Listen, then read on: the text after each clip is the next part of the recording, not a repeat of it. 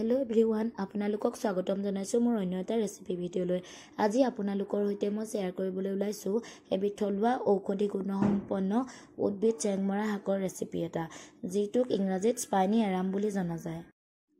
ঠাইভেদে হয়তো ইয়াৰ অন্য নাম থাকিবও পাৰে আপোনালোকে যদি জানে তেন্তে মোক কমেন্ট কৰি নিশ্চয় জনাব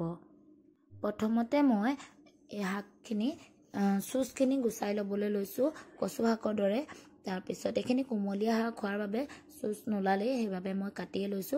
আৰু মই তাৰ লগতে কাটি লৈছো প্ৰায় 4-5টা মান আলু আৰু অলপমান দালি মই তিয়াই ৰাখিছো লগতে মই পিয়াজ আদা নহৰুৰ পেষ্ট জালুকৰ গুৰি লৈছো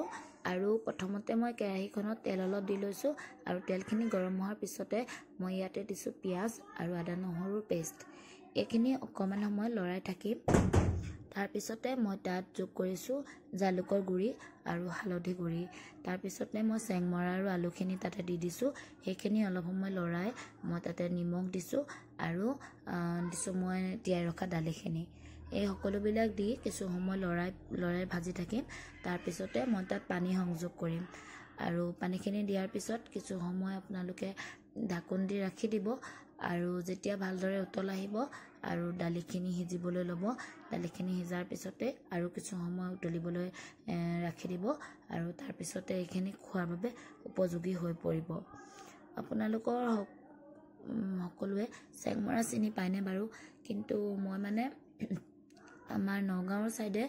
এই শাকবিধ দেখিবলৈ পোৱা নাই মানে আমাৰ শিৱসাগৰ সাইডেটো পোৱা যায় বাৰু কিন্তু মই তাত বিয়া হোৱাৰ পৰা দেখা নাই দেই যদি আপোনালোকে দেখিছে বা চিনি পায় বা অন্য কিবা নাম আছে ইয়াৰ জনাবচোন কমেন্ট কৰি